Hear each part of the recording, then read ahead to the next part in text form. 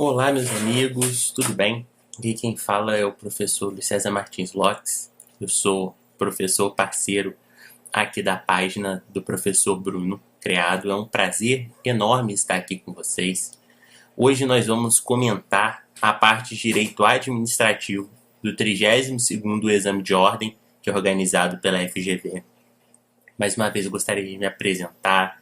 Eu sou mestre em Direito, especialista em Direito Empresarial, Notarial e Registral, e estou aqui com essa missão que foi carinhosamente me passada pelo professor Bruno, de discutir essa temática tão relevante que é o direito administrativo no Brasil. Maravilha? E, evidentemente, para o seu exame de ordem. Então, nós temos aqui, pessoal, só rápidos comentários, só para antes da gente ver a primeira questão. Essa foi uma prova relativamente simples, bastante ligada à letra da lei. Nada que vocês não tenham estudado, se estudaram a matéria de direito administrativo com atenção. Muitas dessas questões, conforme eu havia dito já nos exames anteriores comentados, em geral, exigem de você um raciocínio jurídico. A gente vai ver que uma questão em especial, ela não precisa nem tanto da lei para ser resolvida, mas mais por uma lógica. Você conhecendo os institutos, você já matava a questão. Bom, ela já vem marcada, eu já marco a alternativa correta, e aí eu vou ler a questão completa com vocês e comentar e justificar por que aquela opção é a opção correta. Maravilha? Então vamos lá. Questão 27. Amadeu, assim que concluiu o ensino médio, inscreveu-se e foi aprovado em um concurso público para o cargo de técnico administrativo do quadro permanente de determinado Tribunal Regional Federal, cargo em que alcançou estabilidade após o preenchimento dos requisitos legais. Enquanto estava no exercício das funções desse cargo, Amadeu cursou e concluiu a faculdade de Direito, razão pela qual decidiu prestar concurso público e foi aprovado para ingressar como advogado de certa sociedade de economia mista, que recebe recursos da União para o seu custeio geral. Meus amigos, a informação essencial, diferente do que a gente encontra em outras questões, a informação essencial para você resolver sua questão está aqui no final. A sociedade de economia mista, em que Amadeu estaria sendo advogado, passaria a ser advogado, recebe recurso da União para o seu custeio geral. Guarda essa informação. Diante dessa situação hipotética, assinale a afirmativa correta. Letra A. Amadeu poderá acumular o cargo no tribunal com emprego na Sociedade de Economia Mista Federal, se houver compatibilidade de horários. B. A estabilidade já alcançada por Amadeu estende-se à sociedade de economia mista, considerando que aquela se consuma no serviço público, e não no cargo. Amadeu, letra C, Amadeu, ao ser contratado pela sociedade de economia mista, continua submetido ao teto remuneratório do serviço público federal. E letra D, Amadeu poderia ser transferido para integrar os quadros da sociedade de economia mista sem a realização de novo concurso público. Meus amigos, resposta esperada, letra C de casa, por uma questão bastante simples. O artigo 37 da Constituição Federal diz que a administração direta e os três poderes ficam vinculados ao teto constitucional. Isso é bastante claro. E faz algumas exceções, evidentemente, à administração indireta. Um exemplo clássico, meus amigos, da administração indireta, em que não há uma submissão ao teto constitucional, acontece em alguns cargos de alto escalão de sociedades de economia mista que exercem atividade econômica e que não recebem recursos da União para o seu custeio geral. Então, esse é o elemento diferenciador. Como a Sociedade de Economia Mista Federal, que o Amadeu se tornará agente público, né? Prestará o serviço público, recebe recursos da União para o seu custeio geral, ele se enquadra na regra geral do artigo 37 da Constituição, que é justamente em dizer que sociedade de economia mista ou empresas públicas, essas empresas públicas com certeza, mas sociedade de economia mista e outras entidades que recebem recursos da União para o seu custeio geral, os seus membros, aqueles agentes públicos que ali trabalham, vão se submeter ao teto constitucional típico do que o texto constitucional entende como correto. Então, perceba que não há exceção. Aqui é a regra. Justamente porque a entidade que ele se filia recebe esse recurso da União para o seu custeio geral. Beleza? A resposta está lá no próprio texto da Constituição. Vamos para o 28. Questão 28. O Ministério Público Federal denunciou Marcos, fiscal da Receita Federal, então nós temos aqui um servidor público, pelo crime de peculato doloso, em decorrência da existência de provas contundentes de que tal servidor apropriou-se de dinheiro público de que tinha guarda. A tomar conhecimento de tais fatos, durante o trâmite do processo penal, a autoridade administrativa competente determinou a instauração do processo administrativo disciplinar, que após o devido processo legal, levou à demissão de Marcos antes do julgamento da ação penal. Sobre a questão apresentada, assinale a alternativa correta. Vamos lá. Letra A. A administração fica vinculada à capitulação estabelecida no processo penal, vedada a incidência de qualquer falta residual no âmbito administrativo, considerando que o peculato constitui crime contra a administração pública. Letra B.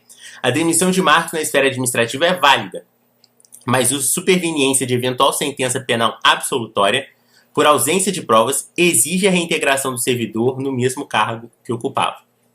Letra C. O processo administrativo disciplinar deveria ter sido instaurado para apurar a conduta de Marcos, mas impunha-se sua suspensão diante da existência de processo criminal pelos mesmos fatos. E letra D. Deve ser aplicado ao processo administrativo disciplinar o prazo prescricional previsto na lei penal para o crime de peculato cometido por Marcos. Pessoal, essa é uma questão bem interessante que também vincula a ideia lá da letra da lei. A Lei 8.112, que é a Lei do Serviço Público da União, e aqui nós estamos diante de um servidor público federal, que é fiscal da Receita Federal, é bastante clara ao dizer, né, que nos casos em que houver a demissão a bem do serviço público, no caso aqui por crime, nós temos o mesmo prazo prescricional do delito ao processo administrativo. Então isso é uma decorrência da Lei 8.112. Vou repetir. A Lei 8.112 diz que ao processo administrativo disciplinar eu vou aplicar o prazo prescricional idêntico lá do Código Penal ao do crime cometido. Então você tem que lembrar lá dos prazos prescricionais do artigo 109. Como a gente tem uma similaridade de uma conduta entre uma conduta que em tese levaria a pena de demissão e ao mesmo tempo uma conduta tipificada como crime, nós teríamos então o Marcos suportando dois processos, um judicial, uma ação penal naturalmente, e outra de um processo administrativo, que imporia a ele uma pena de demissão. Estamos aqui pensando de acordo com o enunciado. Vamos lá. Qual é o prazo prescricional?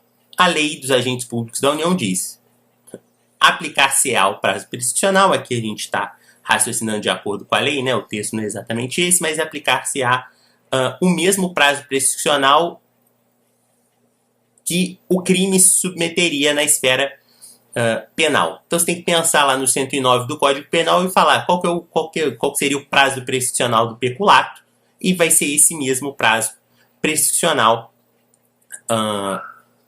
para o processo administrativo. Maravilha? Por isso que a letra D está certa. Deve ser aplicado ao processo administrativo disciplinar o prazo prescricional previsto na lei penal para o crime de peculato cometido por Marcos. Perfeito. Então, vai aplicar o prazo prescricional lá do artigo 312 do Código Penal. Show de bola? Vamos para o 29. 29. Questão 29. O município Alfa pretende formalizar uma parceria público-privada para a realização de obras, instalação de postes e prestação de serviços de iluminação pública. A contraprestação da concessionária vencedora da licitação seria inteiramente custeada pela administração pública local, mediante ordem bancária e por outorga de direitos sobre os bens públicos dominicais do município. Olha que forma complexa de se remunerar. Parceiro privado, mas tudo bem. Sobre essa situação hipotética, assinale a alternativa correta. Letra A. A contratação almejada não é possível, porque o ordenamento não admite que a administração arque com custeio integral de parceria público-privada. B. A outorga de direitos sobre bens públicos dominicais não é contraprestação admissível para a formalização da parceria. C de casa. O município Alfa deveria utilizar-se da concessão administrativa para a formalização da contratação pretendida. E letra D. A natureza individual do serviço em questão exige a cobrança de tarifa do usuário para a realização da parceria público-privada almejada. Então, pessoal, vamos entender uma coisa aqui importante. Esse é um caso bastante interessante para a gente pensar da correta utilização dos institutos do direito administrativo. Perceba, tanto a parceria público-privada quanto a concessão existem no ordenamento jurídico brasileiro e a gente, evidentemente, não pode negar a existência delas. O que tem que ficar claro é que a forma de se remunerar o parceiro particular e a própria natureza aqui do Instituto da PPP não são, de forma clara, a melhor opção para a administração pública. O que é a opção mais lógica? Fazer a licitação, abrir a concessão administrativa e remunerar a concessionária com o pagamento dos serviços pelos administrados, daquelas pessoas que usariam, então, o serviço de iluminação pública. Perceba o seguinte, aqui nós não estamos diante de um serviço de natureza individual, porque, na realidade, é a realização de obras, instalação de postes e prestação de serviço de iluminação pública. Então, para você se ligar, a concessão administrativa ela vai ser infinitamente mais útil aqui, porque através do pagamento das pessoas, eu consigo fazer dos administrados, eu consigo fazer uma melhor gestão desse recurso. Então, eu queria que vocês percebessem isso. Não é só a conta, não é só a forma de se contratar que estaria incorreta, mas também a própria natureza do serviço. Então percebam, a natureza individual do serviço em questão exige a cobrança de tarifa do usuário para a realização da PPP. Não seria exatamente esse o caso, porque esse serviço não é de natureza individual. Maravilha? Então, letra C, o município alfa deveria utilizar-se da concessão para a formalização da contratação pretendida. Vamos para 30. Questão 30, um pouquinho maior, mas essa questão também é muito tranquila. 30. Ao tomar conhecimento de fraude em licitação ocorrida em novembro de 2013, decorrente de conluio entre a sociedade empresária Espertinha e Garibaldo, servidor ocupante exclusivamente de cargo comissionado, o Ministério Público, em janeiro de 2019, ajuizou a ação civil pública por improbidade em razão de ato que causou prejuízo ao erário, em desfavor de ambos os envolvidos. Comunicado de tais fatos, a administração pública demitiu Garibaldo em abril de 2019, após garantir-lhe ampla defesa e contraditória em processo administrativo. Então, nós estamos aqui, meus amigos, só para a gente se contextualizar, de um cargo comissionado. Maravilha? Sobre a questão apresentada, na qualidade de advogado consultado pela Sociedade Empresária Espertinha, especificamente sobre a possibilidade de aplicação da sanção de proibição de contratar com a administração pública e receber benefícios fiscais, assinale a afirmativa correta. Letra A prescrição da pretensão ministerial de aplicação da sanção questionada para qualquer dos demandados não se consumou, pois estes se submetem ao mesmo prazo extintivo, que apenas se iniciou com a demissão de Garibaldo do cargo comissionado. Letra B. A pretensão do Ministério Público de aplicação da sanção questionada está prescrita em relação a Garibaldo e a Sociedade Empresária Espertinha, dado que o prazo relativo a ambos iniciou-se com a realização da conduta. Letra C. A prescrição da pretensão ministerial para aplicação da sanção apenas em relação à Sociedade Empresária Espertinha operou-se, na medida em que o prazo a ela aplicável iniciou-se com a realização da conduta. E letra D. A Sociedade Empresária Espertinha, por não se enquadrar no conceito de agente público, não pode responder por improbidade administrativa, não sendo a ela aplicável a sanção questionada. Bom, meus amigos, a primeira coisa que a gente tem que entender é o seguinte, disso de cara. O particular também se submete às sanções do artigo 12 da Lei de Improbidade Administrativa. O que ele quer saber de você, e esse é o tópico principal, são essas penas aqui que são passíveis de se aplicar ao agente público. Eu até recomendo, eu sei que você está estudando por exame do AB, mas eu tive a oportunidade de gravar aí no canal do professor do Bruno Criado, uma revisão de direito administrativo para o TJ de São Paulo, o concurso, e acabei falando disso. Então vou repetir aqui o que eu disse naquele vídeo. O particular também se submete às sanções da Lei da Improbidade Administrativa, que pro particular são especiais essas aqui. a proibição de contratar com a administração pública e a de receber benefícios fiscais. Essas são as duas principais lá do artigo 12, para o particular. O que você também tem que entender? Que, nesse caso, para o servidor em específico, eu só começo a contar o prazo prescricional da ação de improbidade a partir do momento em que ele é demitido, de fato. Por quê? Aí eu termino o vínculo entre o administrador, a administração pública e aquela pessoa. Justamente por isso, nesse sentido, é importante destacar que a letra A é a que melhor responde o nosso problema. Olha o que ela vai falar novamente. A prescrição não se consumou, pois eles se submetem ao mesmo prazo extintivo que apenas se iniciou com a demissão de Garibaldo do cargo comissionado. Vamos conferir aqui o prazo? Quando é que se entrou com a ação? Em janeiro de 2019. Quando é que ele foi? Em janeiro de 2019, isso ajuizou a ação civil pública em razão do ato que causou prejuízo ao erário em favor de ambos os envolvidos. Comunicados tais fatos, a administração pública demitiu Garibaldo em abril de 2019. Perfeito. Então perceba, independentemente de quando ocorreu a conduta, e lembrando que o prazo prescricional aqui é 5 anos, e é isso que ele quer te levar a erro, independentemente quando havia começado a conduta, você tem que lembrar que lá no finalzinho da lei da improbidade administrativa ele fala sobre a prescrição e começa a contar aqui para o servidor público a partir do final do seu vínculo com a administração, que é com a demissão. O particular não faria sentido não submeter a essa mesma regra, sob pena de eu dar tratamentos diferentes a pessoas que cometeram a mesma conduta, incolúio. Então, perfeita é a letra A mesmo. Maravilha? Não houve a prescrição. Não houve a prescrição da pretensão ministerial. Vamos para 31. Questão 31.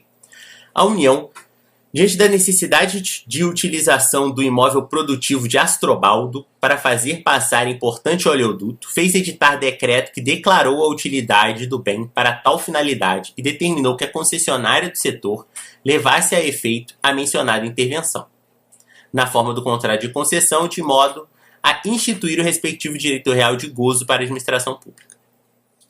Astrobaldo recusou-se a permitir o ingresso de preposto da referida sociedade no bem para realizar as respectivas obras, o que levou a concessionária a ajuizar a ação específica com pedido liminar de emissão provisória na posse, perfeito, para implementação do estabelecido no decreto. Ok? Vamos lá. Diante dessa situação hipotética, assinale a afirmativa correta. Então nós estamos aqui, meus amigos, em uma questão típica de desapropriação. Veja, letra A. A concessionária não poderia levar a efeito a intervenção do Estado na propriedade pretendida pela União, porque não pode exercer poder de polícia. B. A intervenção do Estado na propriedade pretendida é requisição, considerando a necessidade do bem de Astrobaldo para a realização do serviço público. C. O pedido de emissão provisória na posse foi equivocado, porque não é cabível o procedimento da ação de desapropriação na intervenção em comento, cuja modalidade é a servidão. E letra D. O eventual deferimento da emissão provisória na posse importará no dever de acrescer juros compensatórios sobre a indenização que venha a ser determinada no processo. Meus amigos, deixa eu só refazer um pequeno detalhe. Nós estamos aqui diante não de uma questão que necessariamente envolva desapropriação. Eu vou usar um termo um pouco mais amplo. Nós estamos aqui diante de uma questão que envolve a intervenção do Estado na propriedade. Maravilha? Porque você vê que nas alternativas ele fala coisas além de desapropriação. Então nós estamos aqui diante de uma questão que envolve a intervenção do Estado na propriedade. A nossa resposta esperada é a letra D, por uma questão bastante simples. Essa é uma questão um pouco mais complexa, mas que também é respondida com a lei específica da desapropriação. Maravilha? Na verdade é um decreto-lei. O que eu queria que você percebesse? E isso é muito importante.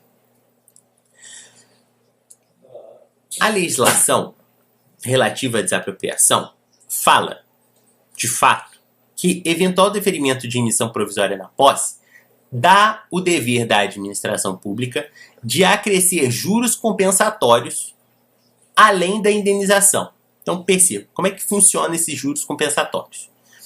O texto da lei, e sem aprofundar o que o Supremo Tribunal Federal decidiu sobre esse instituto, porque a jurisprudência do Supremo é muito importante para a gente entender, mas a gente não está aprofundando esse conhecimento. A gente vai falar o que está na lei e acabou para valer na sua alternativa. O Supremo Tribunal Federal decidiu de forma clara, depois de anos e anos de indas e vindas sobre esse mesmo dispositivo, que ainda que a lei fale em 12% ao ano de juros compensatórios, o correto e o que está de acordo com a Constituição pós-2001 são 6% ao ano. A lei, na verdade, fala até 6% ao ano. Então, o que você tem que deixar claro aqui? Que os juros compensatórios, eles existem. Juros moratórios é outra coisa. Os juros moratórios têm uma outra ideia de não pagamento depois do prazo específico do precatório, mas isso não nos interessa. O que nos interessa aqui é que eu tenho que reconhecer que, além da indenização própria, natural da emissão provisória da posse, na qual a administração pública faz a oferta, no caso aqui é a concessionária, né? Faz a oferta, o particular na emissão provisória da posse pode levantar até 80% daquele valor e a administração pública pode tranquilamente fazer lá a emissão provisória na posse. E aqui é, no caso, a concessionária, né? Pode fazer a emissão provisória na posse. Perceba que sobre esse valor, além de eu lá no final, a sentença judicial declarar o valor cheio que será devido à desapropriação, de indenização típica da desapropriação, porque aqui a gente está diante de uma desapropriação por interesse público, né? Por necessidade pública. A gente tem aqui também uma questão de juros compensatórios, que tem o intuito de compensar o prejuízo daquele particular. Então, isso aqui você não pode esquecer, que nesse caso da emissão provisória da posse, eu tenho os juros compensatórios e a indenização. O cálculo não interessa aqui a você, porque isso é uma decisão do Supremo, o Supremo foi e voltou várias vezes nessa questão, mas o que te interessa de fato é, eu tenho juro compensatório e tenho a indenização a ser paga, tá? Aí o Supremo também decidiu que quando se tratar de emissão provisória na posse, a diferença vai ser sobre os 80% e a sentença final, mas isso não te interessa. O que te interessa é que eu tenho compensatório e indenização. Moratório eu nem sempre tenho, tá? Então, com certeza eu tenho juros compensatórios e o valor da indenização. Filha? E os juros compensatórios se dão desde a emissão provisória na posse. Tem que deixar bastante claro aqui para você. Maravilha? Então, vamos para a última questão. A questão 32. O município Delta está passando por graves dificuldades financeiras e recebeu da sociedade empresária Incorpora Tudo uma proposta para alienar determinada praça pública, situada em bairro valorizado por um montante consideravelmente superior ao praticado no mercado, em decorrência do grande interesse que Incorpora Tudo tem de promover um empreendimento de luxo no local. Diante dessa situação hipotética, assinale a afirmativa correta. O município Delta, letra A, o município Delta, pode alienar o bem em questão, mediante autorização por decreto sem licitação, diante da obtenção do lucro poderia ser vertido para a coletividade. Isso aqui já está errado. B. O bem em foco pode ser dominical. Também já está errado. Poderia ser alienado pelo município Delta mediante autorização legislativa, dispensada a licitação. Está errado já, em razão do alto valor oferecido. C. O bem público em comento, em razão de ser de uso comum, só poderia ser alienado se houvesse a sua prévia desafetação e fosse seguido aos ditames da Lei Geral de Licitações.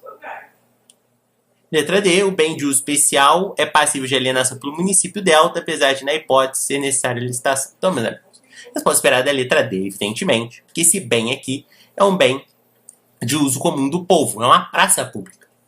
Ela tem uma finalidade. O que seria necessário para fazer a alienação desse bem? Primeiro, desafetá-lo do interesse, desafetá-lo de uma finalidade pública. Por isso que ele fala da desafetação. Perfeito. Estou desafetando aquela ideia de você tem o bem público aqui e eu tenho o interesse público, eu tenho o direito coletivo.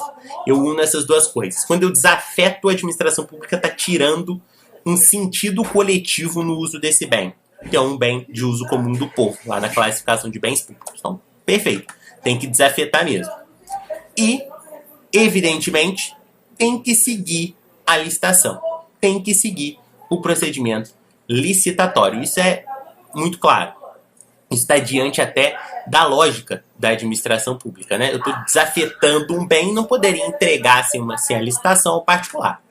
Então, isso tem que ficar bastante claro nesse tipo de bem aqui, que é um bem de uso comum do povo. Então, primeiro desafeta, depois se faz a licitação para passar, evidentemente, a iniciativa privada.